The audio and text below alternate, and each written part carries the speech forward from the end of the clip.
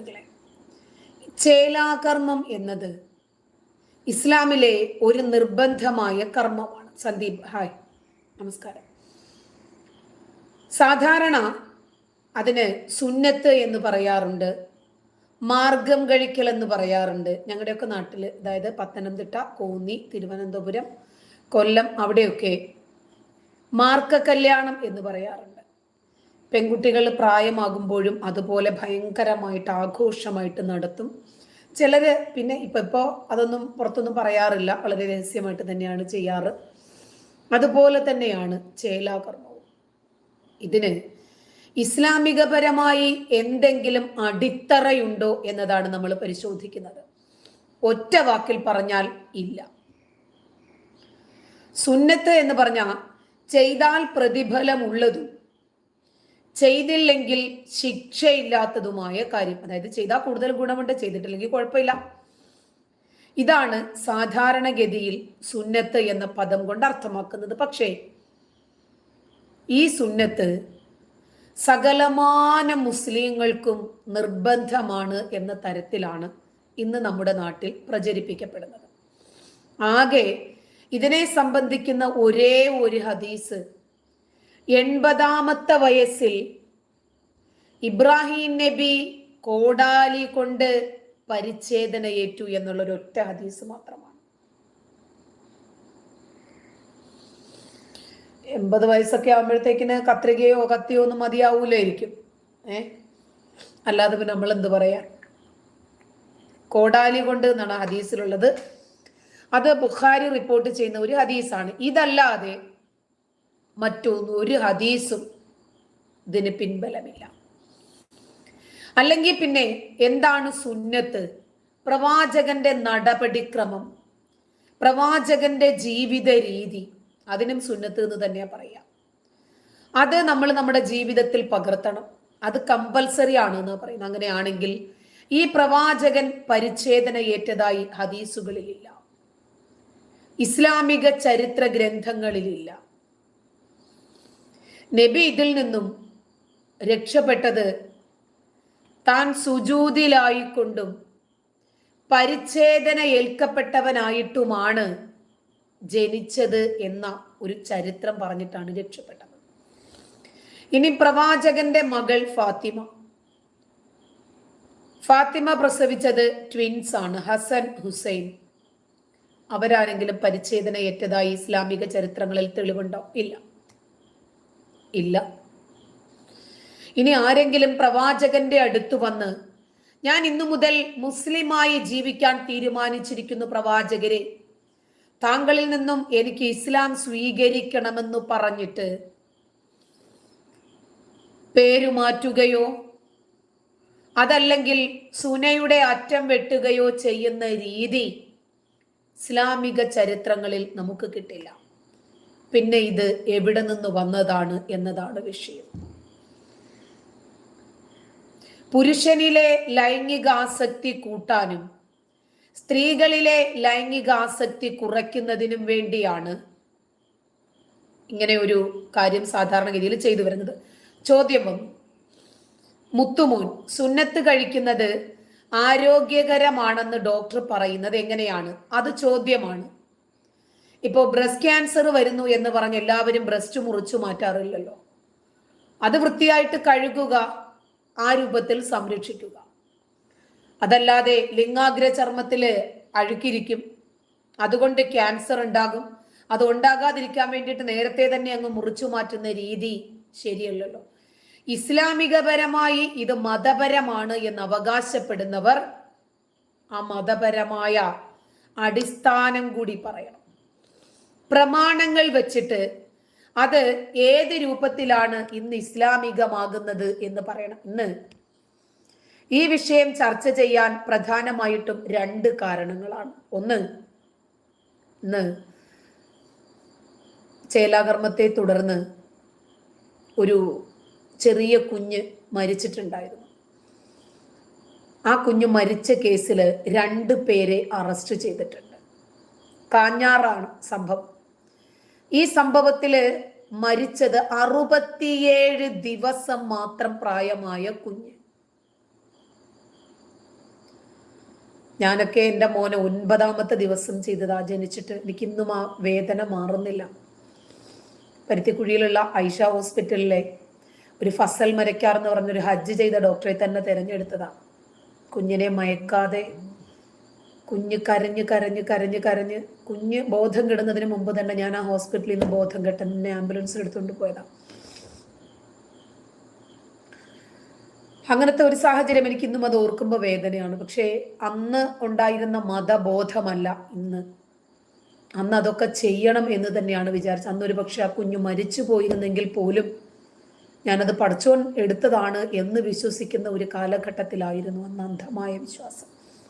പണ്ടൊക്കെ സമ്മർ വെക്കേഷനൊക്കെ വരുമ്പോൾ 14 വയസ്സ് 12 വയസ്സ് 11 വയസ്സ് ഒക്കെയുള്ള കുട്ടികളെയാണ് ചെയ്തിരുന്നതെങ്കിൽ ഇന്ന് വളരെ ചെറിയ പ്രായം, ജനിക്കുന്ന അന്നു മുതൽ ചെയ്യുന്ന ഒരു രീതിയാണെന്ന് നമ്മൾ കാണുന്നത്. എത്ര കുഞ്ഞുങ്ങളാണ് ഇങ്ങനെ ലിംഗാഗ്ര ചർമ്മം ചെയ്യുമ്പോൾ മരണപ്പെടുന്നത്. ഇപ്പൊ 67 ദിവസം പ്രായമായ ഒരു കുഞ്ഞാണ് ചേലാകർമ്മത്തെ തുടർന്ന് രക്തം വാർന്നു മരിച്ചത്. ഈ സംഭവത്തിലാണ് 2 പേരെ കാഞ്ഞാർ പോലീസ് അറസ്റ്റ് ചെയ്യുന്നത്. എറണാകുളം പേരാമംഗലം ഇടക്കുടിയിൽ ഇബ്രാഹിം എന്ന 63 വയസ്സുകാരനും സഹായിയായ ആലപ്പുറത്തുകുടിയിൽ റിഷാദ് എന്ന 9 വയസ്സുകാരനെയും ജില്ലാ സെഷൻസ് കോടതി റിമാൻഡ് ചെയ്തു.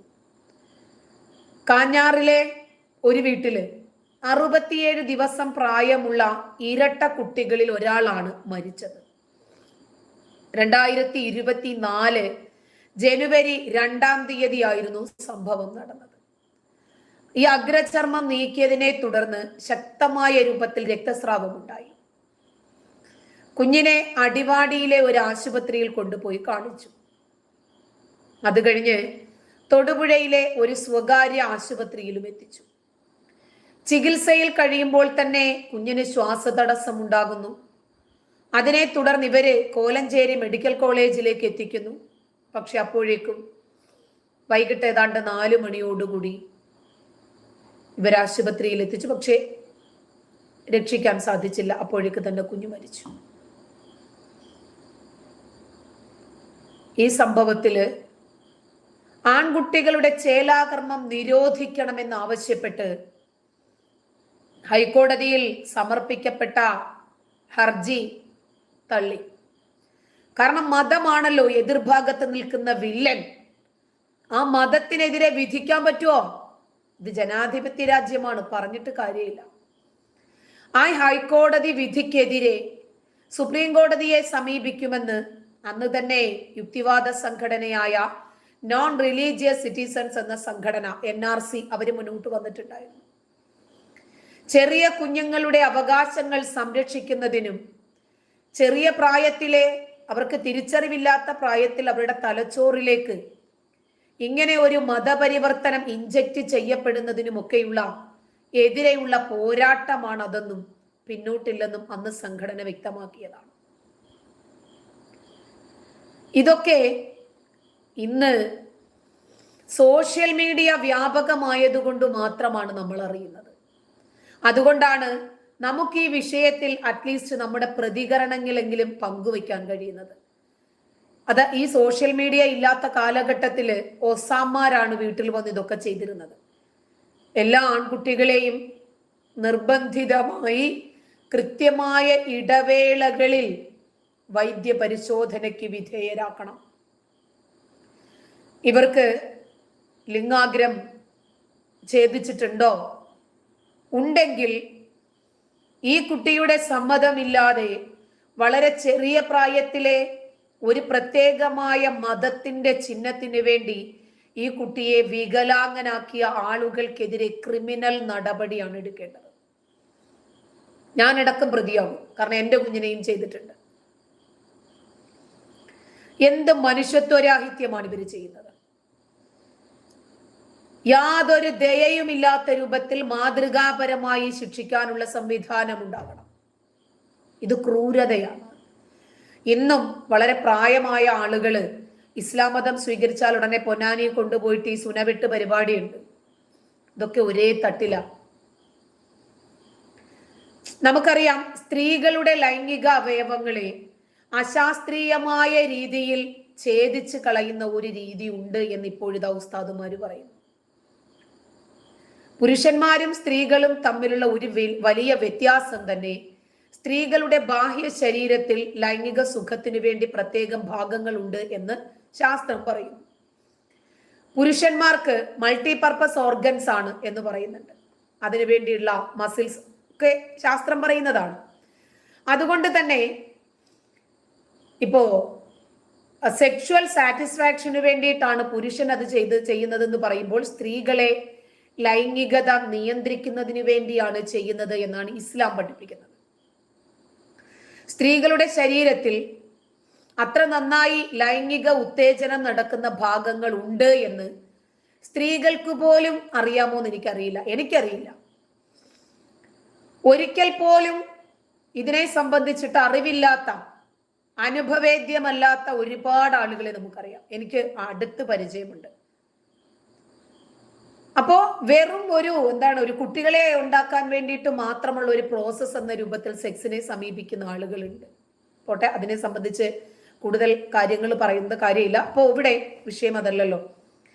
ഇപ്പോ ലിംഗാഗ്ര ചർമ്മം ഛേദിക്കുന്നത് ഹൈജീന് വേണ്ടിയാണെന്നും ലൈംഗിക സുഖം കൂട്ടാൻ വേണ്ടിയാണെന്നും ഒരുപാട് വൈവിധ്യമാർന്ന കാരണങ്ങളാണ് ഇവർ പറയുന്നത്.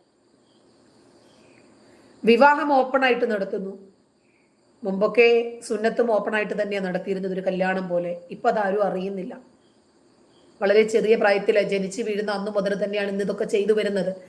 ഒരുപക്ഷെ പെൺകുട്ടികൾക്ക് പോലും അറിയില്ല പെൺകുട്ടികൾക്ക് ഇത് ചെയ്തിട്ടുണ്ടോ ഇല്ലേ എന്നത്. പണ്ട് പെൺകുട്ടികളിലും ചെയ്തിരുന്നു. തിരുവനന്തപുരം ജില്ലയിലെ ബാലരാമപുരം പ്രദേശത്തൊക്കെയുള്ള മുസ്ലിം കുടുംബങ്ങളില് ഇന്നും ഈ രീതികൾ ഉണ്ട് എന്നാണ് പറഞ്ഞു വരുന്നത്. അപ്പോ ഇത് ഒരു മതത്തിന്റെ ചിഹ്നമാണ്. ഇപ്പോൾ ഉസ്താദുമാര് തന്നെ പറയുന്നു ഇത് സ്ത്രീകൾക്കും ചെയ്യണമെന്നാണ് പറയുന്നത്. സ്ത്രീകൾക്കും ഇത് നിർബന്ധമാണ്, പുരുഷന്മാർക്കും മാത്രമല്ല നിർബന്ധമായിട്ടുള്ളത് എന്ന് പറയുന്നുണ്ട്. 11 മണിക്കേ വിളിക്കാവൂന്ന് പറഞ്ഞാല് ഇവരാരും കേൾക്കത്തില്ല. ഇന്ന് രാവിലെ മുതൽ കോൾ.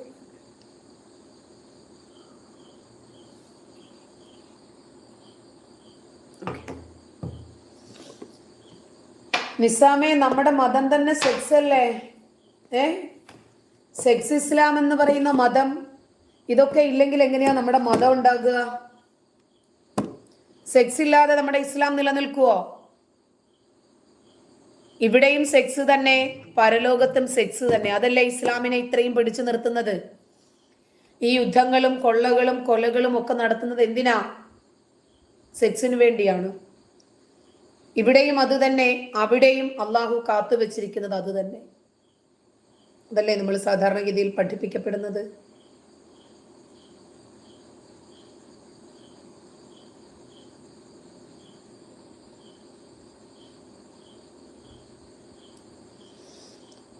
ഇപ്പൊ ഇവർക്ക് നമ്പർ കൊടുത്തത് വലിയ തലവേദനയായിട്ടുണ്ട്. കാരണം ആദ്യം തന്നെ പറഞ്ഞതാണ് ഈ സമയത്ത് വിളിക്കരുത്, രാത്രി 11 മണിക്ക് മാത്രമേ, 11 മണി മുതൽ 12 മണി വരെ വിളിക്കാവൂ എന്ന് പറഞ്ഞാലും ഇവർ കേൾക്കത്തില്ല. കാരണം ഇവർക്ക് മതം കിട്ടി, അല്ല നമ്പർ കിട്ടി, മതമല്ലല്ലോ. ഇപ്പൊ ഉസ്താദുമാർക്ക് സ്ത്രീകൾക്കും ചേലാകർമ്മം ചെയ്യണം എന്ന് പറഞ്ഞ് കഴിഞ്ഞ ദിവസം ഒരു മൗലവിയുടെ പ്രഭാഷണം നമ്മളെല്ലാവരും കേട്ടിട്ടുള്ളത് തന്നെയാണ്. ആ പ്രഭാഷണം നമ്മളൊക്കെ ഒരു പല തവണകളിൽ വിമർശിച്ചിട്ടുള്ളത് കൂടിയാണ്. ഇദ്ദേഹം ഒരു വിശ്വവിഖ്യാത പണ്ഡിതനാണ്. ഇദ്ദേഹമാണ് പറഞ്ഞത്, ഇന്ത്യൻ ആർമി എന്ന് പറഞ്ഞാൽ മുസ്ലിം പെൺകുട്ടികളെ ബലാത്കാരം ചെയ്യുന്നവരാണ്, നമ്മുടെ പ്രായമായ മാതാപിതാക്കളെ അടിച്ചു കൊല്ലുന്നവരാണെന്നൊക്കെ പറഞ്ഞതാ. അതല്ല സ്വാലിഹെ, ജബ്ബാറിന് ക്യാൻസർ വന്നെന്ന്. അതല്ലടാ, മുസ്ലിങ്ങൾക്കാർക്കും ക്യാൻസർ വരാറില്ല. അവരൊക്കെ ഇസ്ലാമിനെ വിമർശിച്ചത് കൊണ്ടാണോ വരുന്നത്? ആദ്യം ലിംഗം മാറ്റി വെച്ചിട്ട് തലച്ചോറ് കൊണ്ട് ചിന്തിക്കുക. RCSൽ പോയിട്ടുണ്ടോ നീ? ശ്രീചിത്രയിൽ പോയിട്ടുണ്ടോ നീ? അവിടെ പോയിട്ടേ ഒന്ന് അന്വേഷിക്കേ. ഇസ്ലാമിനെ വിമർശിക്കുന്ന ആളുകൾക്ക് മാത്രമാണോ അസുഖങ്ങൾ വന്നിട്ടുള്ളത് എന്നൊന്ന് നോക്ക്. ഇന്ന് AP കാന്തപുരം മുതൽ അബ്ദുൽ നാസർ മഅ്ദിനി അടക്കം മുജാഹിദ് ബാലുശ്ശേരി വരെ ആശുപത്രിയിൽ കയറി ഇറങ്ങുകടാ. അവരൊക്കെ ഇസ്ലാം മതം പ്രചരിപ്പിച്ചവരല്ലേ? എന്തേ സംഭവിച്ചത് അങ്ങനെ? അതുകൊണ്ട് വാ പോയ കോടാലിയായിട്ട് ഇങ്ങോട്ട് വരരുത് കേട്ടോ. അതായിപ്പോ സ്ത്രീകൾക്കും ചേലാകർമ്മം ചെയ്യണമെന്ന് പറഞ്ഞിട്ട് ആ വിശ്വവിഖ്യാതനായ നവാസ് മന്നാനി രംഗത്തുണ്ട്. കേൾക്കാം. ഞാൻ ബ്ലൂടൂത്ത് സ്പീക്കർ ഒന്ന് ഓൺ ചെയ്യട്ടെ, എന്നാലേ സൗണ്ട് കിട്ടത്തുള്ളൂ.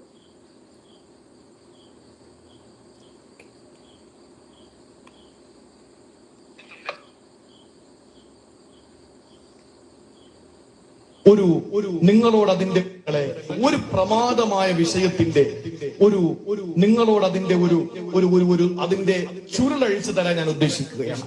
അൽ ഖിത്താനു, ചേലാകർമ്മം ചെയ്യുക. ചേലാകർമ്മം ചെയ്യുക. എന്റെ പ്രിയപ്പെട്ട സഹോദരങ്ങളൊന്ന് ശ്രദ്ധിക്കുക. ഈ ചേലാകർമ്മം ചെയ്യുക എന്ന് പറഞ്ഞ സ്ഥാനത്ത് അൽ ഖിത്താനുൽ റിജാലി, പുരുഷന്മാര് ചേലാകർമ്മം ചെയ്യണമെന്നല്ല പറഞ്ഞത്. പുരുഷന്മാരോട് ചേലാകർമ്മം ചെയ്യണമെന്നല്ല പറഞ്ഞത്.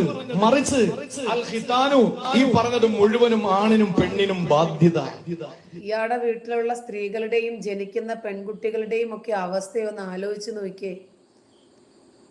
എന്റെ പ്രിയപ്പെട്ട സഹോദരങ്ങളെ, ഖിത്താൻ എന്ന് പറയുന്നത്, ചേലാകർമ്മം ചെയ്യുക എന്ന് പറയുന്നത്, അത് ആണിനും പെണ്ണിനും അള്ളാഹുവിന്റെ ദീൻ പറഞ്ഞിട്ടുള്ള കാര്യമാണ്. കേരളത്തിൽ പൊതുവെ നമ്മളൊക്കെ അംഗീകരിക്കുന്നത് മഹാനായ ശൈഖ് സൈനുദ്ദീൻ മഖ്ദൂം റളിയല്ലാഹു തആല അൻഹുവിന്റെ ഫത്ഹുൽ ഖൈൻ എന്ന ഗ്രന്ഥമാണ്. അതിൽ വളരെ വ്യക്തമായിട്ട് കൊടുത്തിട്ടുണ്ട്, ആണിനും പെണ്ണിനും ചേലാകർമ്മം നിർബന്ധമാണ്. ദീനിന്റെ ഏതെങ്കിലും രീതിയിലുള്ള കൽപ്പനകൾക്ക് വിധേയമായതല്ല, അത് ദീനി വിരുദ്ധമാണ് എന്ന് വിലയിരുത്തിക്കൊണ്ട് ആളുകൾ സംസാരിച്ചു. എനിക്ക് ഈ വിനയത്തോടു കൂടിയിട്ട് എന്റെ പ്രിയപ്പെട്ട രാഷ്ട്രീയ നേതാക്കന്മാരോട് ഒരു കാര്യം പറയാനുള്ളത്, സാംസ്കാരിക നേതാക്കന്മാരുടെ ഒരു കാര്യം പറയാനുള്ളത്, എന്റെ പ്രിയപ്പെട്ട സഹോദരങ്ങളെ, നിങ്ങൾ ദീനി വിഷയങ്ങൾ പറയുമ്പോൾ സൂക്ഷിക്കേണ്ടിയിരിക്കുന്നു. നിങ്ങൾ ദീൻ പഠിക്കാതെയാണ് പറയുന്നത്. നിങ്ങൾ ദീന് പഠിക്കാതെയാണ് പറയുന്നത്. നിങ്ങളോട് ആരാ പറഞ്ഞത് ഈ ചേലാകർമ്മം സ്ത്രീകൾ ചെയ്യുന്നത് അത് ദീനി വിരുദ്ധമാണെന്ന്? ആരാ നിങ്ങളോട് പറഞ്ഞത്? ആരാ നിങ്ങളോട് പറഞ്ഞത്? ഗൗരവത്തോടു കൂടി എന്റെ പ്രിയപ്പെട്ട സഹോദരങ്ങൾ മനസ്സിലാക്കാനുള്ളത്, ആണിനും പെണ്ണിനും നിർബന്ധമായ, എന്നാൽ മിക്ക ഇമാമിയങ്ങളുടെ അടുക്കലും പെണ്ണുങ്ങൾക്ക് സുന്നത്താണ് എന്ന് പറയുന്ന ഒരു കാര്യമാണ് ചേലാകർമ്മം എന്ന് പറയുന്നത്. അത് ഏതു ഭാഗമാണ് അത് അതിന്റെ കർമ്മം നടത്തേണ്ടതെന്നും അത് എങ്ങനെയാണ് അതിന്റെ ഭാഗങ്ങൾ അത് എങ്ങനെയാണ് ശരീരത്തിൽ നിന്ന് നീക്കം ചെയ്യേണ്ടതെന്നും ഒക്കെ വളരെ വ്യക്തമായിട്ട് ഗ്രന്ഥങ്ങളിൽ, കർമ്മശാസ്ത്ര ഗ്രന്ഥങ്ങളിൽ കൊടുത്തിട്ടുണ്ട്. പുരുഷന്മാരെ സംബന്ധിച്ചിടത്തോളം ചേലാകർമ്മം എന്ന് പറയുന്നത് അത് പരസ്യമാക്കി ചെയ്യൽ സുന്നത്തും, സ്ത്രീകളുടെ ചേലാകർമ്മം അത് രഹസ്യമായി ചെയ്യൽ സുന്നത്താണ് എന്ന് കർമ്മശാസ്ത്ര ഗ്രന്ഥങ്ങളിൽ വളരെ വ്യവസ്ഥാപിതമായി വ്യക്തമായി കൊടുത്തിട്ടുള്ള സാഹചര്യത്തിൽ എന്റെ പ്രിയപ്പെട്ട സഹോദരങ്ങൾ അറിയുക, ചേലാകർമ്മം എന്ന് പറയുന്നത് സ്ത്രീക്കും പുരുഷനും നിർബന്ധമായ കാര്യമാണ്. അത് സ്ത്രീകളുടെ വിഷയത്തിൽ സുന്നത്താണ് എന്ന അഭിപ്രായം മിക്ക ഉലമാക്കളും പറഞ്ഞിട്ടുണ്ട്. കേരളത്തിൽ എന്തുകൊണ്ട് ഇതുവരെ നടന്നിട്ടില്ല എന്ന് ചോദിച്ചാൽ, ഇത് കൈകാര്യം ചെയ്യാൻ പറ്റിയ സ്ത്രീകൾ നമ്മുടെ ഈ കേരളത്തെ സംബന്ധിച്ചിടത്തോളം ഇല്ല. പല നാടുകളിലും അത് ചെയ്തു വരുന്നുണ്ട്. എന്റെ പ്രിയപ്പെട്ട സഹോദരങ്ങളെ, അതുകൊണ്ട് അത് ദീനി വിരുദ്ധമാണെന്ന് എഴുതള്ളാൻ പാടില്ല. അത് അള്ളാഹുവിന്റെ ദീനോടുള്ള വെല്ലുവിളിയാണ്. സ്ത്രീകൾക്ക് സുന്നത്താണെന്ന്, അപ്പൊ പുരുഷന്മാർക്ക് ഫർളാണോ ഇത്? ആകെ ഒരൊറ്റ ഹദീസേ ഉള്ളൂ. അതാണ് ഞാൻ തുടക്കം തന്നെ പറഞ്ഞത്. ഇബ്രാഹിം നബി 80ാമത്തെ വയസ്സിൽ കോടാലി കൊണ്ട് സുനവെട്ടി എന്ന് പറയുന്ന ഒരു ഹദീസ് അല്ലാതെ ഇതിനാധാരമായിട്ട് മറ്റൊരു തെളിവുമില്ല. വളരെ ചെറിയ പ്രായത്തിൽ തന്നെ കുഞ്ഞുങ്ങളോട് അവരുടെ അനുവാദമില്ലാതെ മതപരമായ ഒരു ചിഹ്നം, അതല്ലെങ്കിൽ മതപരിവർത്തനം നടത്തുക എന്ന ലക്ഷ്യത്തോടു കൂടി ഒരു മതത്തിലേക്കാക്കി മാറ്റുവാണ് ഇവര്. സുന്നത്ത് എന്ന പേരിൽ ലിംഗത്തിന് സംരക്ഷണം നൽകുന്ന തൊലി നീക്കം ചെയ്യുന്നത് കുട്ടികളോട് ചെയ്യുന്ന ഏറ്റവും വലിയ ക്രൂരതയാണ്. ഈ മാതാപിതാക്കളുടെയോ കുടുംബക്കാരുടെയോ മതവിശ്വാസത്തിന്റെ പേരിൽ അവരുടെ മതവിശ്വാസം കുട്ടികളുടെ കൂടി തലച്ചോറിലേക്ക് അടിച്ചേൽപ്പിക്കുകയും അവരെ വികലാംഗനാക്കി മാറ്റുകയും ചെയ്ത് അവർ ഭാവിയിൽ ലൈംഗിക സംതൃപ്തി നഷ്ടപ്പെടുത്തുന്ന രൂപത്തിലുള്ള ഒരു രീതിയാണെന്നും ഇപ്പൊ പറഞ്ഞു വരുന്നുണ്ട്. ആദ്യം പറഞ്ഞു ലൈംഗിക സുഖം കിട്ടുന്നതിന് വേണ്ടിയാണെന്ന്. ഇപ്പോ ഇവര് തന്നെ പറയുന്നു ഇവർക്ക് സാറ്റിസ്ഫാക്ഷൻ ഇല്ല, അതുകൊണ്ടാണ് 1, 2, 3, 4 ഇങ്ങനെ കെട്ടിക്കെട്ടി പോകുന്നത് എന്നാണ് ഇവരിൽപ്പെട്ട മതപണ്ഡിതന്മാർ തന്നെ പറയുന്നത്. അപ്പോ ഒരു സ്ത്രീയും ഒരു പുരുഷനും ഇസ്ലാമാണോ അവരത് ചെയ്യണമെന്നാണ് ഉസ്താദ് പറഞ്ഞത്. ഇപ്പോ അതിനെ സംബന്ധിച്ച് കൂടുതൽ വസ്തുതകളൊന്നും പറയുന്നില്ല. ഒരാള് മുമ്പൊരിക്കല് ഒരു മാസം 1.5 മാസമേ ആകത്തുള്ളൂ, അയാൾ UK പോയി, ഒരു പാകിസ്ഥാനിയാണ്. UK പോയപ്പോ അയാള് ഒരു 6 വയസ്സുള്ള ഒരു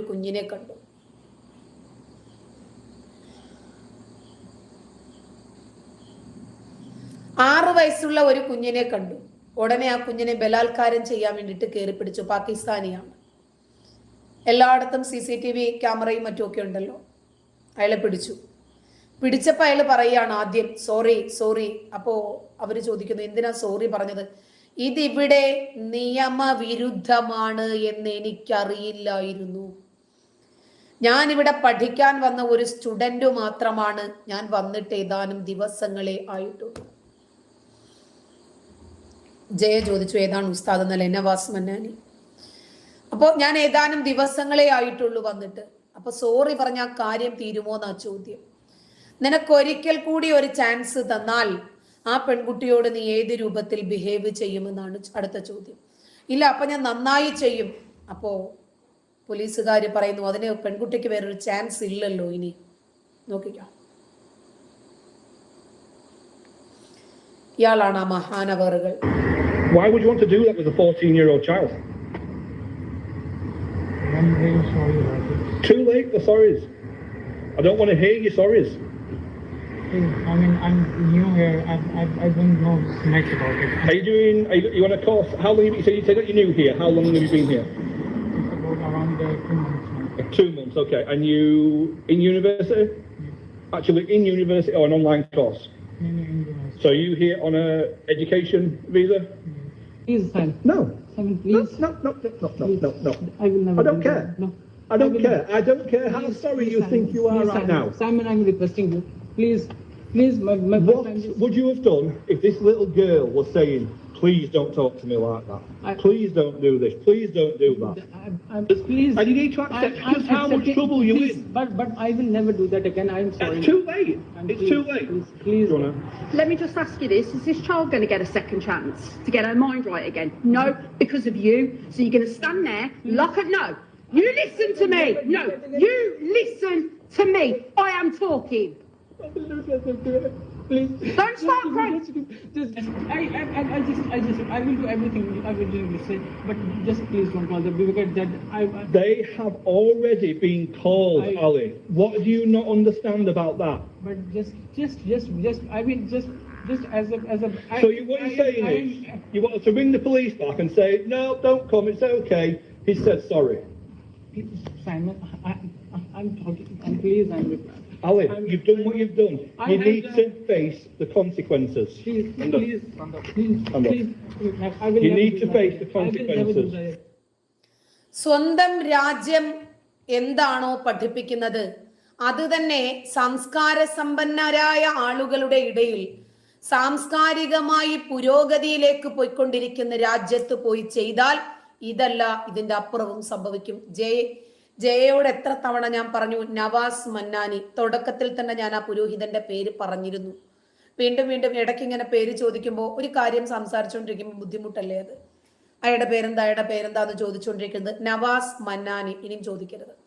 അപ്പോ ഒന്ന് ആലോചിക്കണം. കണ്ടോ, ഫ്ലോ നഷ്ടപ്പെട്ടു പോകുകയാണ് ഈ സംസാരിക്കുന്നതിന്റെ. അതിനു വേണ്ടിയിട്ടാണ് കുറച്ച് കാക്കാമാര് കയറി വന്നിട്ട് ഈ അനാവശ്യങ്ങൾ പറയുന്നത്. ഒന്ന് ആലോചിക്കുക, വേറെ ഒരു രാജ്യത്ത്, അപ്പൊ പാകിസ്ഥാനിൽ ഇത് കുഴപ്പമില്ല, ഒരു പെൺകുട്ടി നടന്നു പോകുന്നു, അതിനെ കയറി പിടിക്കാം. ഇപ്പൊ ഇറാഖിലെ കാര്യം നമ്മൾ കണ്ടില്ലേ, 18 വയസ്സിൽ നിന്ന് നേർപകുതിയിലേക്കാണ് വിവാഹപ്രായം മാറ്റിയത്. വിവാഹപ്രായം കുറച്ചു കൊണ്ടുവരുവാണ് നേർപകുതിയിലേക്ക്. ഇതുപോലെ തന്നെ നമ്മുടെ രാജ്യത്തും കൊണ്ടുവരാൻ വേണ്ടിയിട്ടാണ് ഇവർ ശ്രമിച്ചുകൊണ്ടിരിക്കുന്നത്. നമ്മുടെ രാജ്യമാണെങ്കിൽ പുരോഗതിയിലേക്കാണ് പോയിക്കൊണ്ടിരിക്കുന്നത്. ഇവരെ പോലെ, പാകിസ്ഥാനികളെ പോലെ, അഫ്ഗാനികളെ പോലെ, ഇറാനികളെ പോലെ, ഇറാഖികളെ പോലെ താഴേക്കല്ല നമ്മുടെ രാജ്യം പോയിക്കൊണ്ടിരിക്കുന്നത്. നമ്മൾ പുരോഗമിച്ചു കൊണ്ടിരിക്കുന്നു. മാറുന്ന ജനതയ്ക്ക് മാറ്റമുള്ള നിയമമാണ് അനിവാര്യമെന്ന് നമ്മുടെ രാജ്യം മനസ്സിലാക്കുന്നു. ഇവർ ഈ ചെറിയ പ്രായത്തിലെ കുട്ടികളോട് ഈ രൂപത്തിലുള്ള മതപരിവർത്തനം നടത്തുമ്പോൾ പിന്നീട് അവർ വളർന്നു വലുതാകുമ്പോൾ ഒരുപാട് ലൈംഗിക വൈകൃതങ്ങൾക്ക് ഇരയായി മാറുന്നു. നോക്ക്, ഒരു 3-3.5 വയസ്സ് മുതൽ ഈ കുട്ടികളെ കൊണ്ടാക്കുന്നത് എവിടെയാ? മദ്രസ പഠനങ്ങൾക്കാണ്. ഈ മദ്രസകളിൽ നിന്നും ഈ കുട്ടികൾക്ക് ലഭിക്കുന്നത് നല്ല എക്സ്പീരിയൻസേ അല്ല. ഇപ്പോ സിനിമയിലുള്ള ഇത്തരം കാമഭ്രാന്തന്മാരെ കണ്ടുപിടിക്കാൻ, അവരെ നിയമത്തിന് മുന്നിൽ കൊണ്ടുവരാൻ ഒരു ഹേമ കമ്മിറ്റി റിപ്പോർട്ട് വന്നു. മദ്രസകളിൽ ഒരു ആയിഷ കമ്മിറ്റി റിപ്പോർട്ട് വരേണ്ടതല്ലേ? കാരണം സിനിമയിൽ എന്താ പറഞ്ഞത്? കൂടെ കിടക്കൂ, അവസരങ്ങൾ തരാം, നിങ്ങളെ നല്ല നടികളാക്കി മാറ്റി തരാം. പക്ഷേ ഇവിടെ എന്താ പറഞ്ഞത്? ഒരു കളി തരുമോ കരളെ, നിനക്ക് ഞാൻ സ്വർഗം തരാം. പ്രവാചകൻ അങ്ങനെയാ പറഞ്ഞത്. ഇപ്പോ ലൈംഗിക സുഖം ഉണ്ടോ ഇല്ലേ, അത് കുറയുന്നോ കൂടുന്നോ, അതൊന്നുമല്ല ഇവിടുത്തെ വിഷയം. അള്ളാഹു ഒരു മനുഷ്യനെ പൂർണ്ണതയിൽ സൃഷ്ടിച്ചിരിക്കുന്നു. അള്ളാഹു മനുഷ്യനെ പൂർണ്ണനായി ഏറ്റവും നല്ല സൃഷ്ടിപ്പിലാണ്. അഹ്സനുൽ ഖാലിഖീൻ, ഏറ്റവും നന്നായി സൃഷ്ടിക്കുന്നവനായ അള്ളാഹു അഹ്സനി തഖ്വീം, വളരെ നല്ല രൂപത്തിൽ പൂർണ്ണതയോടുകൂടിയാണ് സൃഷ്ടിച്ചത്. പിന്നെ എന്തിനാണ് ഇങ്ങനെ ഒരു വൈകല്യം ഉണ്ടാക്കുന്നത്? 5 നേരത്തെ നമസ്കാരം ഖുർആനിലുണ്ടോ? ഇല്ല. 30 ദിവസത്തെ നോമ്പ് അനുഷ്ഠിക്കൽ ഖുർആനിലുണ്ടോ? ഇല്ല. ഹജ്ജ് ചെയ്താൽ സ്വർഗം കിട്ടുമെന്ന് ഖുർആനിലുണ്ടോ? ഇല്ല. അപ്പൊ ഇതൊക്കെ ഖുർആനിൽ ഇല്ലാത്ത കാര്യങ്ങളാണ്. മതത്തിന്റെ പേരിൽ ഇവര് മുസ്ലിം വിശ്വാസികളോട് അടിച്ചേൽപ്പിക്കുകയാണ്. ഹദീസിലുണ്ട്, ഹദീസും ഖുർആനും ഇസ്ലാമിന്റെ പ്രമാണങ്ങളാണ് എന്നിവർ പറയും. ഖുർആനിലും ഹദീസിലും ഇല്ലാത്ത കാര്യങ്ങളുമുണ്ട്. ഏതൊക്കെ ഇനങ്ങൾക്കാണ് സക്കാത്ത് നൽകേണ്ടത്? കർമ്മശാസ്ത്ര ഗ്രന്ഥങ്ങളിൽ നിന്നേ കിട്ടൂ. എത്ര നൽകണം?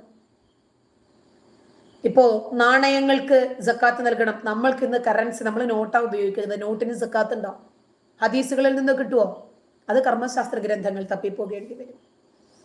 അപ്പോ ഹദീസുകളില് നമുക്ക് യോജിക്കാൻ പറ്റുന്ന ഹദീസുകൾ എടുക്കുകയും യോജിക്കാൻ പറ്റാത്ത ഹദീസുകൾ തള്ളുകയും ചെയ്യും. അതായത് കുറച്ച് കൊള്ളുന്നു, കുറച്ച് തള്ളുന്നു. ഇതിലേതാണ് തള്ളേണ്ടത്, ഏതാണ് കൊള്ളേണ്ടത് എന്ന് മനസ്സിലാക്കേണ്ടുന്നതിന്റെ മാനദണ്ഡം ഇതുവരെ ഇവര് പുറത്തുവിട്ടിട്ടില്ല. പ്രവാചകൻ മരിച്ച് 200 വർഷങ്ങൾക്ക് ശേഷം അറബി ഭാഷ പോലും അറിയാതിരുന്ന കുറച്ചാളുകൾ, റഷ്യക്കാരായ കുറച്ചാളുകൾ, അവര് പ്രവാചകൻ പറഞ്ഞു കേട്ടു, പ്രവാചകൻ ചെയ്തു, പ്രവാചകനിൽ നിന്നും അയാൾ കേട്ടു, അയാളിൽ നിന്നും വേറൊരാൾ കേട്ടു, അയാളിൽ നിന്നും കേട്ടു, ഇങ്ങനെ പറഞ്ഞു കേട്ടു എന്നതിന്റെ അടിസ്ഥാനത്തിൽ അബ്ബാസിയ കാലഘട്ടത്തിനും ശേഷം അറബികളല്ലാത്ത 6 മുസ്ലിം പുരോഹിതന്മാർ എഴുതി പിടിപ്പിക്കപ്പെട്ട ഹദീസുകൾ. ഇതെങ്ങനെയാണ് ശരിയായി മാറുന്നത്? തന്നെയുമല്ല, ഇമാം ബുഖാരിയൊക്കെ ലക്ഷക്കണക്കിന് ഹദീസുകളാണ് സ്വീകരിച്ചത്, ഒരുമിച്ച് സ്വരൂപിച്ച് കൂട്ടിയത്. അതിൽ നിന്നും നെല്ലും പതിരും വേർതിരിച്ച് കളഞ്ഞിട്ടാണ് വളരെ ചുരുക്കം കുറച്ച് ഹദീസുകൾ മാത്രം സ്വീകരിച്ചത്. ആ തള്ളിയതിൽ, അതല്ലെങ്കിൽ കൊള്ളാൻ ഉള്ളത് ക്രോഡീകരിച്ചതിൽ എന്ത് മാനദണ്ഡമാണ് ഇവർ സ്വീകരിച്ചിട്ടുള്ളത്? അവരുടെ ഇഷ്ടത്തിനനുസരിച്ചെടുത്തു. ഒരേ ഈറ്റില്ലത്തിൽ ഒരേ കാലഘട്ടത്തിൽ 6 ഹദീസ് പണ്ഡിതന്മാർ, ബുഖാരി, മുസ്ലിം, അബൂദാവൂദ്, ഇബ്നു മാജ, നസായി, തിർമുദി, ഈ 6 ഹദീസ് പണ്ഡിതന്മാർ പരസ്പരം കണ്ടിട്ടുണ്ട്. അവരുടെ അധ്യാപകർ ഒരേ ആളുകൾ തന്നെയായിരുന്നു. ഒരേ മേൽക്കൂരയ്ക്ക് കീഴിലാണ് ഇവരിത് അഭ്യസിച്ചത്. അതുകൊണ്ടാണ് ഹദീസുകളൊക്കെ ഏതാണ്ട് സാമ്യതയുള്ളതായി മാറിയത്. 5 നേരത്തെ നമസ്കാരം ഒരൊറ്റ വചനത്തിൽ കൂടി പഠിച്ചോന് ഖുർആനിലൂടെ പറയാവുന്നുള്ളതല്ലേ ഉണ്ടായിരുന്നുള്ളൂ. പഠിച്ചോൻ പറഞ്ഞോ? ഈ 6000-ൽ പരം വചനങ്ങൾ ഇറക്കിയ പഠിച്ചോൻ പരലോകത്തിന്റെ താക്കോലാണ്. പരലോകത്തിൽ ആദ്യമായി വിചാരണ ചെയ്യപ്പെടുന്നത് നമസ്കാരത്തെ സംബന്ധിച്ചാണ്. നമസ്കാരം ഇസ്ലാമിന്റെ മജ്ജയാണ് എന്നൊക്കെ പഠിപ്പിച്ചിട്ട് ഒരൊറ്റ വചനത്തിലൂടെ ഇന്ന സമയത്ത് നിങ്ങൾ അങ്ങ് നിസ്കരിച്ചു എന്ന് പറഞ്ഞിരുന്നെങ്കിൽ ഈ പ്രയാസം വല്ലതും ഉണ്ടായിരുന്നോ? അള്ളാഹുവിനെ കളിയാക്കുകയല്ലേ ഇവർ ചെയ്യുന്നത്? ആദ്യം 50 നേരത്തെ നമസ്കാരമായിരുന്നു കിട്ടിയിരുന്നതെന്നും പ്രവാചകന്റെ ഒരു ഇസ്രാ മിഅ്റാജ്, ആകാശാരോഹണവും രാപ്രയാണവും, അങ്ങനെ ഇസ്രാ എന്ന ഒരു അധ്യായം തന്നെയുണ്ട് ഖുർആനിൽ. ഒരു കള്ളക്കഥ ഉണ്ടാക്കി. നബിയുടെ ഫിസിക്കൽ ബോഡി ആയിഷയുടെ കട്ടിലുണ്ട്. ആത്മാവിനെയും കൊണ്ടൊരു പെണ്ണ് പോയി ബുറാക്കിൽ കയറി. സുന്ദരിയായ ഒരു പെണ്ണ്, കഴുതയുമല്ല കുതിരയുമല്ലാത്തൊരു രൂപം, അടയാഭരണങ്ങളോടുകൂടി സൗന്ദര്യമൊക്കെ പ്രകടിപ്പിച്ച്, അപ്പിക്കുപ്പായക്കാരിയൊന്നുമല്ല, സർവ്വവിധ ആഭരണങ്ങളും ധരിച്ച് അതീവ സുന്ദരിയായ ഒരു പെണ്ണു ഒന്ന് വാടാ പോകുകയല്ലേ എന്ന് ചോദിച്ചപ്പോഴത്തേക്കിനും മമ്മദണ്ണൻ ഇറങ്ങി ഓടി. തുമ്മിയാ പോലും മരിച്ചു പോകുമെന്ന് പേടിച്ചിട്ട് അൽഹംദുലില്ലാ എന്ന് പറയുന്ന നബി ഒരു പിടി പോലും ഇല്ലാതെ, ബസ്സിലൊക്കെ ആണെങ്കിൽ നമുക്കൊരു പിടിയെങ്കിലും ഉണ്ട് മുകളിൽ, അതുപോലും ഇല്ലാതെ പെണ്ണിനെ കണ്ടപ്പോഴേക്ക് പെണ്ണിന്റെ പുറത്ത് കയറി ഓടി.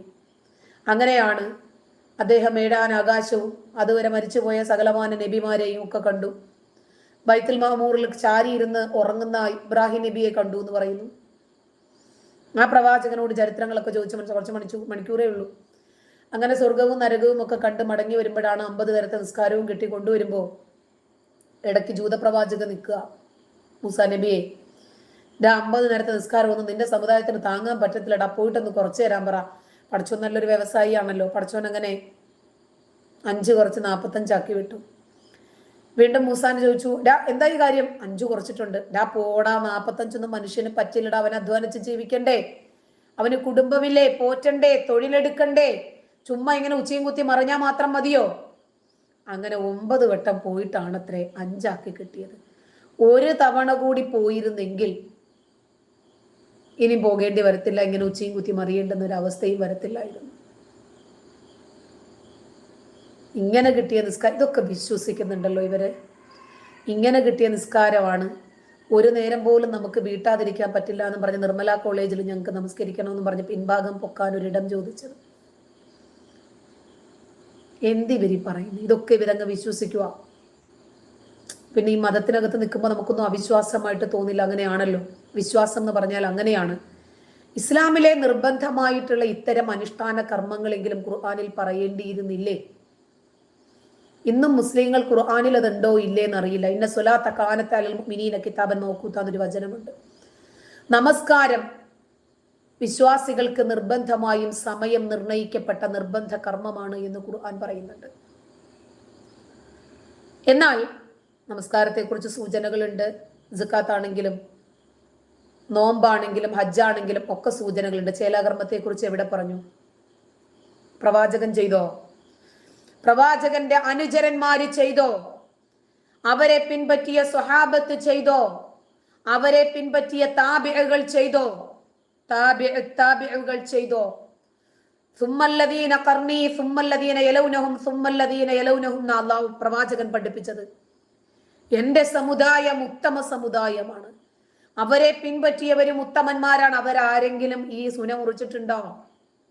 സുനയുടെ അറ്റം വെട്ടിക്കളഞ്ഞിട്ടുണ്ടോ? എന്ത് വിരോധാഭാസമാണ് ഇസ്ലാമിൽ കയറിക്കൂടിയ ഇത്തരം ആചാരങ്ങൾ. ഇതിനു വേണ്ടിയിട്ട് ഇന്നും കുഞ്ഞുങ്ങളെ കൊന്നുകൊണ്ടിരിക്കുന്നു ഈ സമുദായം. ഇസ്ലാമിലെ തീവ്രവാദികൾ കേരളത്തിന്റെ സാമൂഹിക സമാധാന അന്തരീക്ഷത്തെ മലിനമാക്കുന്നതിനു വേണ്ടി ഇവർ ഇസ്ലാം എന്തോ മറ്റുള്ള മതങ്ങളിൽ നിന്നും ആചാരങ്ങളിൽ നിന്നും അനുഷ്ഠാനങ്ങളിൽ നിന്നും വ്യത്യസ്തമായ എന്തോ ഒരു സംഭവമാണ് എന്ന് സമൂഹത്തെ സമുദായത്തെ പഠിപ്പിച്ചുകൊണ്ടിരിക്കുന്നു. ഇത്തരം തീവ്രവാദ ആശയങ്ങളെ മുളയിലെ നുള്ളിക്കളയാൻ നമുക്ക് കഴിയണം. പെൺകുട്ടികള് പെർഫ്യൂം അടിക്കരുത്, അതുപോലെ പെൺകുട്ടികൾ പാൻറ് ഇടരുത്, ജീൻസ് ഇടരുത്, ടോപ്പ് ഇടരുത്, മൈലാഞ്ചി ഇടരുത്. ഇപ്പൊ കണ്ടില്ലേ അഫ്ഗാനിൽ ചെയ്തത്? കൊച്ചു കുഞ്ഞുങ്ങള് ക്യൂടെക്സ് ഇട്ടെന്ന് പറഞ്ഞ് കൈയും വിരലും ഒക്കെ മുറിച്ച് കളയുക. എത്രയോ ഇൻസ്ട്രുമെന്റ്സ് ആണ് അടിച്ചു പൊട്ടിച്ച് കളയുന്നത്. മതം തലയ്ക്ക് കയറിയിട്ടാ. ഇവരുടെയൊക്കെ തലയ്ക്കകത്ത് എന്താന്ന് ഇത് തോന്നിപ്പോകുക. പെൺകുട്ടികളുടെ പിന്നാലെ നടക്കുക.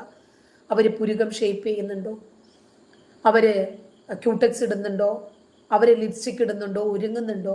അവരുടെ തലമുടി പുറത്ത് കാണുന്നുണ്ട്. ഇതൊക്കെയാണ് ഇവർ നോക്കിക്കൊണ്ട് നടക്കുന്നത്. പെണ്ണ് പാട്ട് പാടരുത്, ഡാൻസ് കളിക്കരുത്, ഫോട്ടോ എടുക്കരുത്, വീഡിയോ ഇടരുത്, തുടർ പഠനങ്ങൾക്ക് എങ്ങും പോകരുത്, TV, സിനിമ, നാടകം, ഇംഗ്ലീഷ് ഭാഷ, ആണും പെണ്ണും ഇടകലർന്നിട്ടുള്ള പഠനം, ഒറ്റയ്ക്കുള്ള യാത്ര, ഇത്തരം തിട്ടൂരങ്ങളൊക്കെ ഈ കാലഘട്ടത്തിൽ നടക്കുക. പക്ഷെ ഇവരുടെ ഇത്തരം രീതികൾ കാരണം വലിയ ഒരു സമൂഹത്തിന് മാറ്റം സംഭവിച്ചിട്ടുണ്ട്. നല്ലൊരു വിഭാഗം മുസ്ലിങ്ങൾ തന്നെ മാറാൻ തയ്യാറായിട്ടുണ്ട്. കാലാനുസൃതമായ മാറ്റം ഏറ്റവും കൂടുതൽ സാധ്യമായിട്ടുള്ളത് ഇസ്ലാം മതത്തിലാണ്. ഇന്ന് പെൺകുട്ടികളോട് നിങ്ങൾക്ക് ഇതൊക്കെ പറയാൻ പറ്റുമോ? ഇനിയും മാറാനുണ്ട് ഇസ്ലാം. അതുകൊണ്ട് തന്നെ നമ്മുടെ ശ്രമങ്ങളും കുറച്ച് കൂടുതലായിട്ട് നമ്മൾ ശ്രമിച്ചുകൊണ്ടേയിരിക്കും. വരുന്ന 7 വർഷത്തിനുള്ളിൽ ഇസ്ലാം എന്താണ് എന്ന് ജനങ്ങൾക്ക് പഠിപ്പിച്ചു കൊടുക്കേണ്ടതായിട്ട് വരും. ഈ ഇസ്ലാമിലെ തീവ്രവാദികളുടെ വ്യാമോഹമാണ് ലോകം മുഴുവനും അള്ളാഹുവിന്റെ കാൽക്കീഴിൽ കൊണ്ടുവരും. മുഴുവൻ മനുഷ്യരെയും ഇസ്ലാമാക്കി മാറ്റും. മറ്റെല്ലാ മതങ്ങളിലെയും കല്ലും നെല്ലും കുറ്റങ്ങളും കുറവുകളും ഒക്കെ കണ്ടുപിടിച്ച് നടക്കുന്നവർ മുസ്ലിം സമുദായം തന്നെ നിരന്തരം മാറ്റങ്ങൾക്ക് വിധേയമാകുന്നുണ്ടോ ഇല്ലേ, അതോ 6-ാം നൂറ്റാണ്ടിലെ കുത്തിലും കോമയിലും അടയിരിക്കുകയാണോ എന്ന് ഇവരൊന്ന് മനസ്സിലാക്കുന്നത് നന്നായിരിക്കും. ഇസ്ലാം ഖുർആനിലൂടെ തന്നെ അനുവദിച്ചു നൽകിയ അടിമ വ്യവസ്ഥ ഇന്ന് നിരോധിച്ചിട്ടില്ലേ? സൗദി അറേബ്യ പോലെയുള്ള രാജ്യങ്ങളിൽ പോലും ഇസ്ലാമിനെ അവർ പടിയടച്ച് പിണ്ടം വെക്കുന്ന രീതിയാണ് നമ്മൾ കണ്ടുകൊണ്ടിരിക്കുന്നത്. പെൺകുട്ടികൾക്ക് ലോകത്തിന്റെ ഏത് കോണിൽ പോയും വിദ്യാഭ്യസിക്കാം. ഇന്ന് ഇസ്ലാമും അത് തന്നെയാണ് മുന്നോട്ട് വെക്കുന്നത്. പെൺകുട്ടിക്ക് എത്ര വേണമെങ്കിലും പഠിക്കാം. അവളുടെ അഭിരുചിക്കനുസരിച്ച ജോലി അവൾക്ക് തിരഞ്ഞെടുക്കാം. അവൾക്ക് ഒറ്റയ്ക്ക് സഞ്ചരിക്കാം. വിവാഹത്തിന് അവളുടെ കൺസേൺ അനിവാര്യമാണ്. നിങ്ങൾ ഈ പറയുന്ന ഐസിസും താലിബാനിസവും ഒക്കെ ഇസ്ലാമിലെ തീവ്രവാദികൾ ഈ കേരളക്കരയിൽ നടപ്പിലാക്കാൻ ശ്രമിച്ചാൽ പരാജിതരായി മാറി നിൽക്കേണ്ടി വരും. ഇവര് പറയുന്നത് പോലെ ഇസ്ലാം എന്താണ്, എന്തോ ഒരു കടിച്ചാൽ പൊട്ടാത്ത കീറാമുട്ടിയാണ് എന്ന നിലയ്ക്ക് ഇസ്ലാമിൽ അത് പാടില്ല, ഇത് പാടില്ല, മറ്റേത് പാടില്ല, അതൊന്നും ഇന്ന് ഇവർക്ക് പറ്റില്ല. നിങ്ങൾ അടിച്ചേൽപ്പിക്കാൻ ശ്രമിച്ചാൽ. കാരണം അവർ വിദ്യാഭ്യാസം നേടി, പൊതുബോധം നേടി, എന്ത് പാടുണ്ട് എന്ത് പാടില്ല അവര് ബുദ്ധിയും യുക്തിയും അതിനകത്ത് പ്രയോജനപ്പെടുത്തുന്നു. അവര് ചിന്തിക്കുന്ന ഒരു തലമുറയായി മാറുന്നു. അതുകൊണ്ട് ഇത് കുട്ടികളുടെ സ്വാതന്ത്ര്യത്തോടുള്ള അതിക്രമമാണ്. അവരുടെ അവകാശത്തോടുള്ള അതിക്രമം കൂടിയാണിത്. തൊലി ഇല്ലാതെ തന്നെ അള്ളാഹുവിനെ സൃഷ്ടിക്കാമായിരുന്നു. ആ തൊലി അവിടെ വേണ്ടായിരുന്നെങ്കിൽ പിന്നെ തൊലിയോടുകൂടി തന്നെ സൃഷ്ടിച്ചിട്ട് നിങ്ങൾ ആ തൊലി എടുത്തങ്ങ് മാറ്റിക്കോ എന്ന് പറയുന്ന ഒരു രീതി പടച്ചോനെ ഏതുമാത്രം ഭൂഷണമാണ്. ഒരു പക്ഷെ എനിക്ക് തോന്നുന്നത്, നിങ്ങൾ ക്ഷമിക്കണം, കുട്ടികളൊക്കെ ഈ രൂപത്തിൽ കൊല ചെയ്യപ്പെടുന്നത്, ലിംഗാഗ്രം ഛേദിച്ചു, രക്തസ്രാവം വന്നു മരിച്ചു, അങ്ങനത്തെ സംഭവങ്ങൾ എവിടെയൊക്കെയോ ഉണ്ടായതുകൊണ്ടും പത്രങ്ങളിൽ വാർത്ത വന്നതുകൊണ്ടും അല്ലേ ഈ ഒരു അപരിഷ്കൃത ഗോത്ര നിയമം നമ്മൾ മനസ്സിലാക്കിയത്. ജോസഫ് മാഷിന്റെ കൈവെട്ടിയത് നമ്മൾ ചില സാഹചര്യങ്ങളിൽ ഓർക്കുമ്പോൾ തോന്നും ഇവരുടെ തീവ്രവാദം ജനങ്ങൾ അറിയാൻ ഒരു സാഹചര്യമല്ലേ. അതുകൊണ്ടല്ലേ ആ മനുഷ്യന്റെ ആ അറ്റുപോയ കൈകൊണ്ട് തന്നെ തുന്നിച്ചേർക്കപ്പെട്ട അറ്റുപോകാത്ത ഓർമ്മകൾ എന്നത് അദ്ദേഹം കേരളക്കരയ്ക്ക് സമ്മാനിച്ച ഒരിക്കലും മറക്കാത്ത ഒരു ആത്മകഥ സൃഷ്ടിക്കപ്പെട്ടത്. മതതീവ്രവാദികൾ എന്താണ് വിചാരിച്ചത്? ഒരിക്കലും ഈ മനുഷ്യനിനെയും എഴുതരുത്. അതൊരു വെല്ലുവിളിയായി ഏറ്റെടുത്ത് എഴുതാൻ ആ മനുഷ്യൻ തയ്യാറായി. ഒരു പക്ഷേ മലയാള സാഹിത്യത്തിന് ഇത്രയും മനോഹരമായ ഒരു ആവിഷ്കാരം, ഒരു ആത്മകഥ പിറവിയെടുത്തത് ആ ഒരു വേദനിക്കുന്ന അനുഭവങ്ങളുടെ തീച്ചൂളയിൽ നിന്നാണ്. അതല്ലായിരുന്നെങ്കിൽ സാധാരണ ഒരു പ്രൊഫസറെ പോലെ, ഒരു അധ്യാപകനെ പോലെ അവിടെ അധ്യാപന ജീവിതം കഴിഞ്ഞ് ഒരു പെൻഷനായി വിശ്രമ ജീവിതം നയിക്കുന്ന കേവലം ഒരു മനുഷ്യനായി മാറുമായിരുന്നു. കയ്യും കാലും വെട്ടിയെറിയപ്പെട്ടപ്പോൾ ആ മനുഷ്യനിൽ ഈ മതത്തിന്റെ ഭീകരവാദവും തീവ്രവാദവും ലോകം അറിയണം.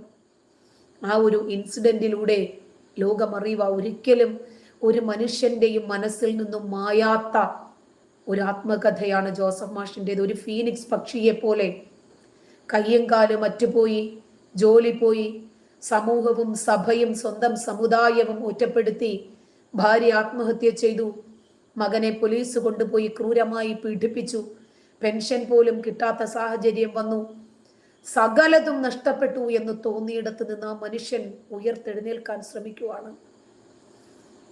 അദ്ദേഹം ഇരുന്ന ചില്ലയിലല്ല അദ്ദേഹം വിശ്വസിച്ചിരുന്നത്, അദ്ദേഹത്തിന്റെ ചിറകിലായിരുന്നു.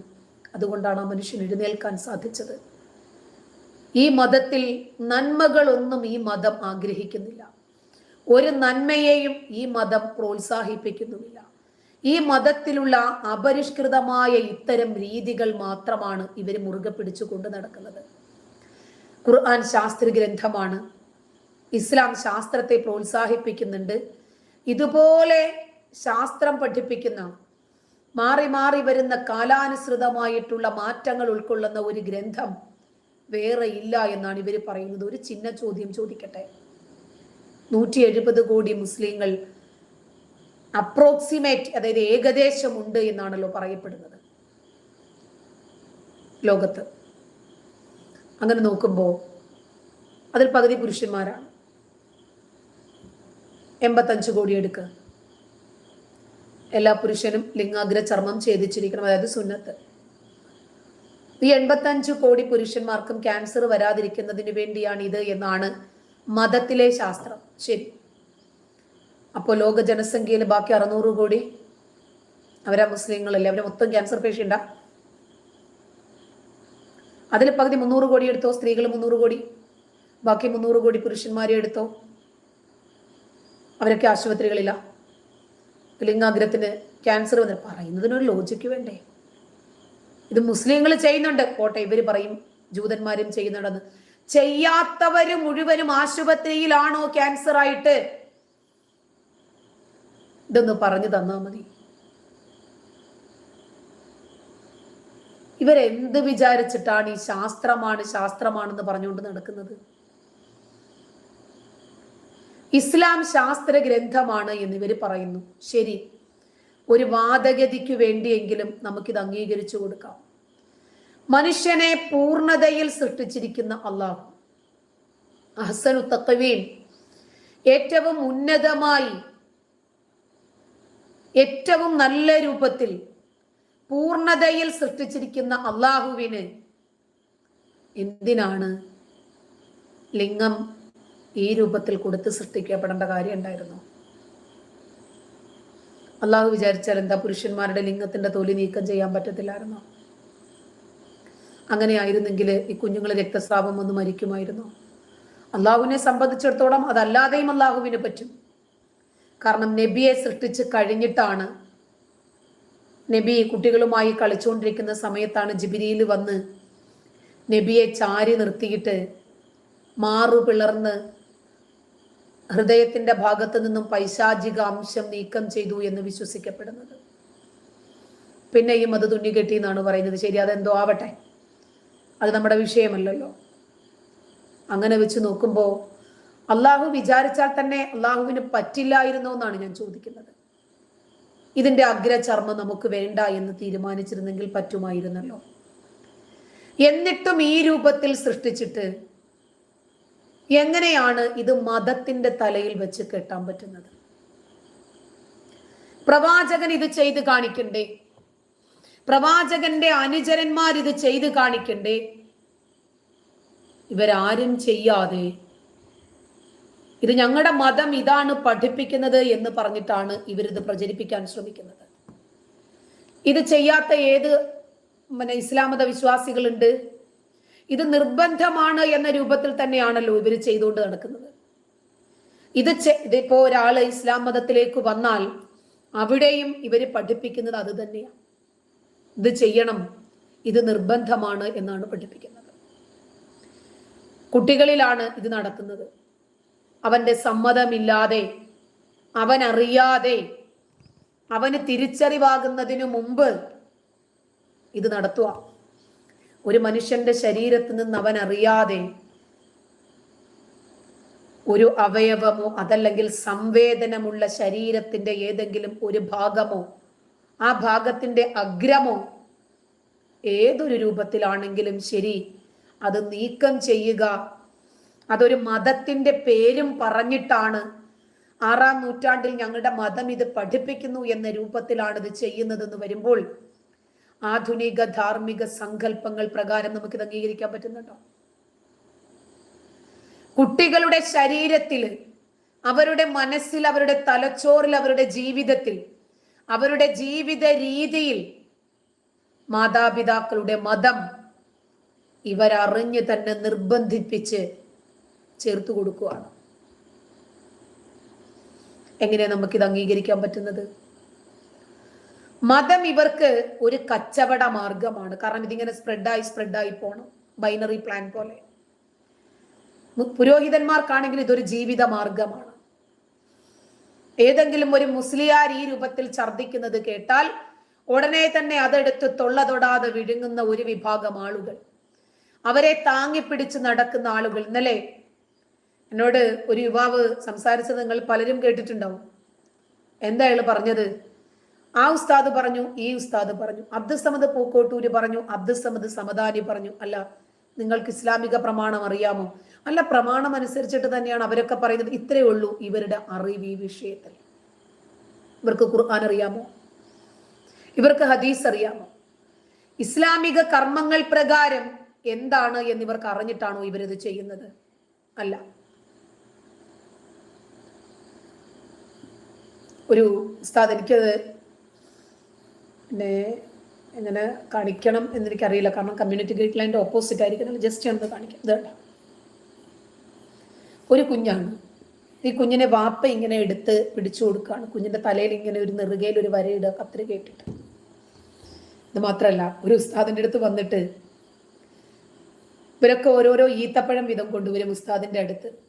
എന്നിട്ട് ഈ ഈത്തപ്പഴം ഉസ്താദ് ഇങ്ങനെ വായിലിട്ട് വലിച്ചിട്ട് ഇവർക്ക് തന്നെ തിരിച്ചു കൊടുക്കും. എൻ്റെ ഉണ്ട്.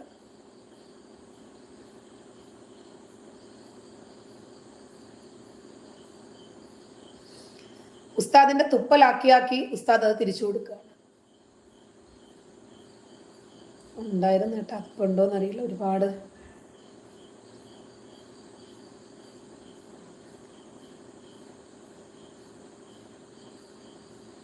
നിങ്ങളിൽ എത്ര പേര് കണ്ടിട്ടുണ്ടെന്ന് എനിക്കറിയില്ല ആ വീഡിയോ.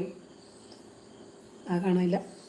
അതായത് ഇങ്ങനെ ഇവര് കുറെ ആളുകൾ കൂട്ടം കൂടി നിന്നിട്ട് ഈത്തപ്പഴം കൊണ്ടുപോയി ഉസ്താദിന്റെ കൈ കൊടുക്കും. ഉസ്താദ് ഇങ്ങനെ അയാൾ വായിലിട്ടിട്ട് എടുത്ത് അവരുടെ കൈ കൊടുക്കും. അത് പവിത്രമായിട്ട് ഈ കൗമ കൊണ്ടുപോയി അവരെന്തോ പൂജിക്കുവാണോ തിന്നുവാണോ. ആ ഫലാക്കള്, തലയ്ക്ക് സുഖമില്ലാത്ത ടീമല്ലേ, വേറൊരു ടീമുണ്ട് അതുണ്ട്. അതല്ല, എൻ്റെ കയ്യിൽ ഉണ്ടായിരുന്നു. അത് ഞാൻ എപ്പോഴെങ്കിലും ലൈവ് ചെയ്യുന്ന സമയത്ത് നിങ്ങൾക്കൊന്ന് വീഡിയോ കാണിച്ചു തരണമെന്ന് ഉദ്ദേശിച്ചിട്ടിട്ടതാണ്. അതില്ല. പിന്നെ വേറെ ഒരു മടലുണ്ട്, സകലമാന മൊബൈൽ ഫോണുകളും കുട്ടികളിൽ നിന്നും സ്വരൂപിക്കുക.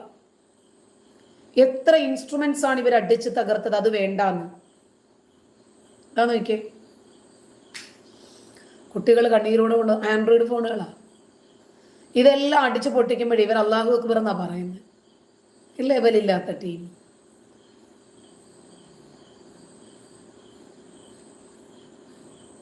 ഇതാ അടിച്ചു പൊട്ടിക്കുക മൊബൈൽ ഫോണെ.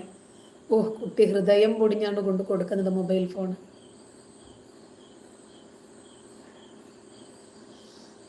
ഇതൊക്കെ ഫോളോ ചെയ്യാൻ ഒരു സമുദായമുണ്ട് എന്നുള്ളതാണ്.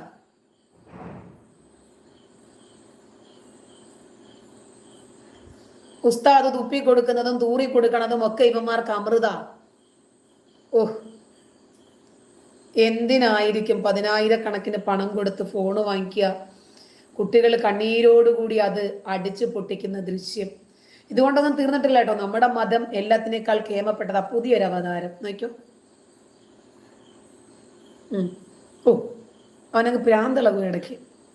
തല വന്ന ഭിത്തിയിലെങ്ങാണോ അടിച്ചാലും അതോടുകൂടി ഇവന്റെ ഈ ഇളക്കം അങ്ങ് തീരും. ഇതിൻ്റെയൊക്കെ തല വെട്ടിപ്പിടിക്കത്തില്ലേ നോക്ക്. ഇതും പിൻപറ്റാൻ കുറെ എണ്ണമുണ്ട് എന്നുള്ളതാണ് അത്ഭുതം. അതായത് ഈ മതപുരോഹിതന്മാരെന്തു പറയുന്നോ അതാണ് ഇവരെ സംബന്ധിച്ചിടത്തോളം മതം. ഓരോ മലരുകൾ വരും, അവർക്ക് വായി തോന്നുന്നത് പറയും, അതിവര് പിൻപറ്റും. വേറെ ഒരു ഉസ്താദ് ഈ ചേലാകർമ്മത്തെ സംബന്ധിച്ച് പറയുന്നുണ്ട്, തലമുടി കാണിക്കുന്നതിനെ കുറിച്ച്. നോക്കോ, ഇതൊക്കെ നമ്മുടെ അടയാളമായിട്ട് ഖുർആൻ പറയണം, ഐഡന്റിറ്റിയാണ്. ഈ തല ഇങ്ങനെ ഇച്ചിരി ഇവിടെ ഇങ്ങനെ ഒരു ഷാള് ക്രിസ്ത്യാനികൾ വള്ളി പോകുമ്പോൾ ഇടുന്ന പോലെ ഇടാനൊന്നുമല്ല. ഒരു മുടി പോലും പുറത്ത് കാണാതെ തലമറക്കണം. അങ്ങനെ ചെയ്യുന്ന എത്ര പേരുണ്ട്? ഇത് അള്ളാഹു നിർബന്ധമായി ഖുർആനിൽ പറഞ്ഞ കാര്യമാണ്. എത്ര പേര് ചെയ്യുന്നുണ്ട്? ഇത് എത്ര ആണുങ്ങൾ കാണുന്നുണ്ട്? ഏറ്റവും കൂടുതൽ സ്ത്രീകൾ നരകത്തിൽ പോകാനുള്ള ഒരു വിഷയം പറയുമ്പോൾ ഇസ്രാ മിഅ്റാജിന്റെ രാത്രിയിൽ മുത്തനബിതങ്ങൾ കണ്ടതല്ലേ നരകത്തിൽ തലമറക്കാത്തതിന്റെ പേരിൽ കിടന്ന് അതിയായ യാതന അനുഭവിക്കുന്ന സ്ത്രീകൾ. നമ്മളായിരിക്കുമോ അത്? മുത്തനബിതങ്ങൾ ഇതൊക്കെ നമ്മുടെ അടയാളമായിട്ട് പുറം അടയാളമാണ്. തലയിലെ ഒരു മുടി കണ്ടു കഴിഞ്ഞാൽ ഉടനെ അള്ളാഹുവിന്റെ സിംഹാസനം ഇരുന്നങ്ങനെ കുലുങ്ങും. ആയിരക്കണക്കിന് മലക്കുകൾ ഇങ്ങനെ താങ്ങി നിർത്തിയിരിക്കുമല്ലേ, അത് കുലുങ്ങും. ഇതുകൊണ്ടൊന്നും തീരത്തില്ല ഇവരുടെ മതം. ശാസ്ത്രഗ്രന്ഥമാണ്. സത്യത്തിൽ ഇത് എവിടെയാ പോകുന്നത്? ഈ സൂര്യൻ ഇങ്ങനെ അസ്തമിച്ചു പോകുന്നത് എവിടേക്കാ? മഹാനായ പ്രവാചകൻ സല്ലല്ലാഹു അലൈഹി വസല്ലമ തങ്ങൾ പറയുന്നു, സൂര്യൻ അസ്തമിച്ച് നേരെ പോകുന്നത് അള്ളാഹുവിന്റെ അറസിന്റെ മുന്നിലേക്കാ. അള്ളാഹുവിന്റെ അറസിന്റെ താഴ്ഭാഗത്തേക്കാണ് എല്ലാ ദിവസവും സൂര്യൻ അസ്തമിച്ചു പോകുന്നത്.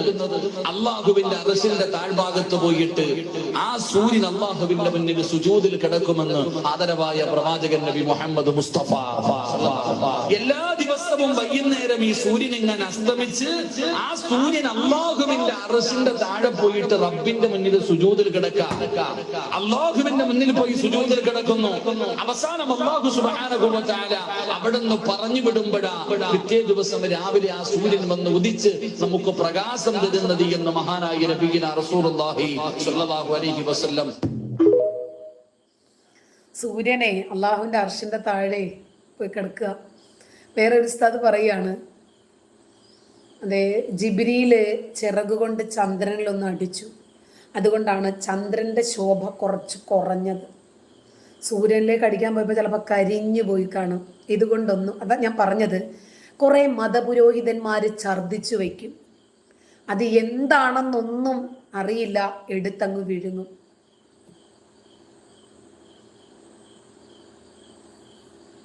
നോക്കി, അത് വായിക്കരുത് എന്ന് വിചാരിച്ചതാണ് ഈ നെഗറ്റീവ് കമൻറ്റുകൾ, എന്നാലും വായിച്ചു പോകുന്നതാണ്. ഈ ഷേന MK, നിങ്ങളും സെക്സ് ചെയ്യാൻ എനിക്ക് താല്പര്യമുണ്ട്. നിങ്ങൾ റെഡിയാണെങ്കിൽ ഞാൻ റെഡിയാണ്. ഇവനും എൻ്റെ ഉമ്മയെ സെക്സ് ചെയ്യുന്നുണ്ടാവില്ലേ?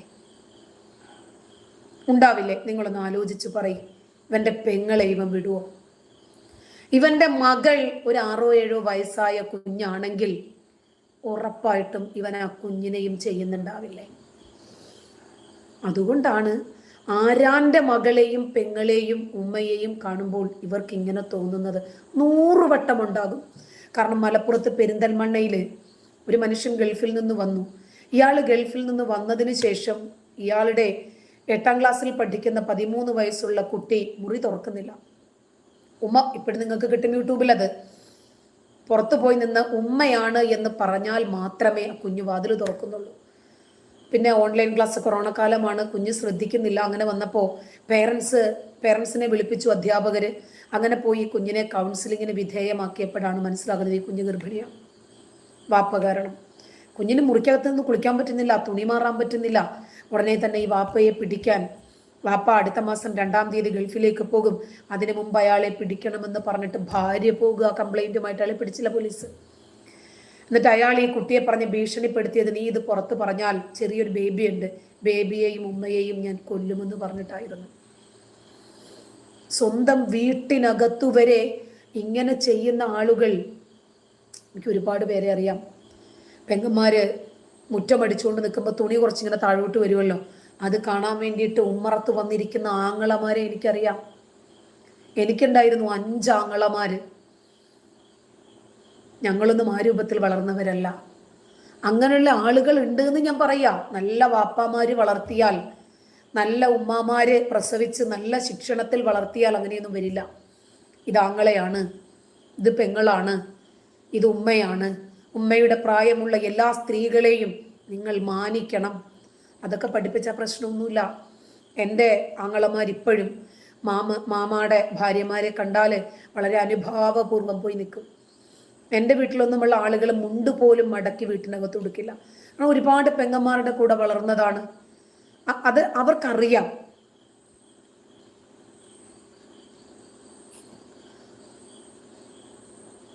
ഷേന MK, നിന്റെ അമ്മ എൻ്റെ കൂടെ സെക്സ് ചെയ്തിട്ടുണ്ട്. അപ്പൊ ഇയാളൊരു വ്യഭിചാരിയല്ലേ?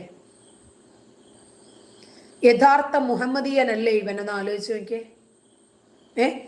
ഇപ്പൊ എൻ്റെ ഉമ്മാക്ക് ഇപ്പൊ 92 വയസ്സുണ്ട്. ഇവൻ എത്ര വയസ്സുണ്ടാകും? എൻ്റെ ഉമ്മയുമായിട്ട് അങ്ങനെ ചെയ്തിട്ടുണ്ടെങ്കിൽ ഇവന്റെ സുനെ അപ്പൊ എന്താണ്, എത്ര പ്രായം ഉണ്ടാകും ഇവന്? അപ്പൊ ഇവന്റെ ഉമ്മായെ വിട്ടിട്ടുണ്ടാകുക. അപ്പൊ ഉമ്മാടെ മുല കുടിക്കുന്ന പ്രായം മുതൽ ഇവനിത് തുടങ്ങിയെന്ന് വേണം പറയാൻ. കുഴപ്പമില്ലടാ. 53 വയസ്സുണ്ടായിരിക്കെ 6 വയസ്സുകാരിയെ കണ്ടപ്പോൾ കാമം തോന്നിയ നബിയല്ലേ നിന്റെ നേതാവ്? മുട്ടിലിഴയുന്ന അബ്ബാസിന്റെ മകളായ ഉമ്മു ഹബീബയെ കണ്ടപ്പോൾ പോലും കാമം തോന്നിയ ആളല്ലേ നിന്റെ പ്രവാചകൻ? ആ പ്രവാചകനെ മാതൃകയാക്കുന്ന നീ ഇങ്ങനെ ആകണ്ടേ? സ്വന്തം മകളായ ഫാത്തിമയെ പോലും ലൈംഗികമായി ദുരുപയോഗം ചെയ്തിട്ടുള്ള ആളാണ് നിന്റെ നേതാവായ മുഹമ്മദ് നബി. അവരുടെ മാറിടങ്ങൾക്കിടയിൽ മുഖമമർത്താതെ പ്രവാചകൻ രാത്രി കിടന്നുറങ്ങത്തില്ലായിരുന്നു എന്ന് ആയിഷ അതിനെ വലിയ നല്ല രൂപത്തിൽ വിമർശിക്കുന്നുണ്ട്. നിങ്ങൾ എന്തിനാണ് ഫാത്തിമ നിങ്ങളുടെ മകളല്ലേ, എന്തിനാണ് നാവ് മുഴുവനും അവളുടെ വായിലേക്ക് ഇട്ടുകൊടുക്കുന്നത്? അത് ശരിയല്ലല്ലോ എന്ന് പറഞ്ഞിട്ടുണ്ട്. ഫാത്തിമയുടെ മക്കളുടെ ലിംഗം പോലും പ്രവാചകൻ വായിലെടുത്തിരുന്നു എന്ന് സ്വഹീഹായ ഹദീസുകളുണ്ട്. ആ പ്രവാചകന്റെ ചര്യ പിന്തുടരുന്ന നിങ്ങൾ ഇങ്ങനെ ആകണം. അതൊന്ന് ജനങ്ങൾക്ക് മനസ്സിലാക്കി കൊടുക്കാൻ ഒരു സാഹചര്യവും കൂടിയല്ലേ. ഇതിപ്പോ വെറുതെ ചോദിച്ച് മേടിക്കുന്നതാണെന്ന് പറഞ്ഞാൽ ഇവര് ചോദിച്ചാൽ നമുക്ക് കൊടുക്കാതിരിക്കാൻ പറ്റുമോ? കിതാബിലുള്ളതാണ് പറയുന്നത്. നിങ്ങളുടെ കിതാബിൽ ഇല്ലാത്തതൊന്നും ഞാൻ പറഞ്ഞിട്ടില്ല. പുരോഹിതന്മാർ ഇസ്ലാമിക ഗ്രന്ഥമാണ് എന്ന് പ്രൂവ് ചെയ്ത, അപ്രൂവൽ കിട്ടിയ ഗ്രന്ഥങ്ങൾ വെച്ചിട്ടാണ് സംസാരിക്കുന്നത്. വെറുതെ എൻ്റെ ഉമ്മച്ചിയെ ഇതിലേക്ക് വലിച്ചെടുച്ചാൽ ഞാൻ പോകുന്നത് നമ്മുടെ എല്ലാവരുടെയും ഉമ്മായിലേക്കായിരിക്കില്ലേ? അതായത് നബി കല്യാണം കഴിച്ച നബിയുടെ ഭാര്യമാരിലേക്കായിരിക്കില്ലേ പോകുന്നത്? അല്ലേ? അതിന് കാരണക്കാരാരാ? പ്രവാചകന്റെ ഭാര്യമാർ എല്ലാ വിശ്വാസികളുടെയും മാതാവാണെന്നല്ലേ പറഞ്ഞത്?